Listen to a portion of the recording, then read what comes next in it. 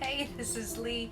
I actually broke off some stems from my forsythia, which was very sad in the moment, and then I realized that I could repurpose them and enjoy them for just a little bit longer. So in our shop we typically have inventory, which is dangerous, and so I grabbed a vase that I knew would be just fine for these stems, and I'm just going to prune them off and then reuse them in stems for a little while. So I'm just snipping.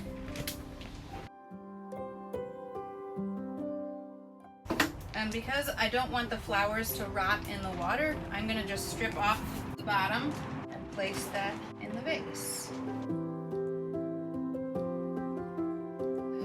But I also happen to have a couple of other stems that I can use for some filler in the background.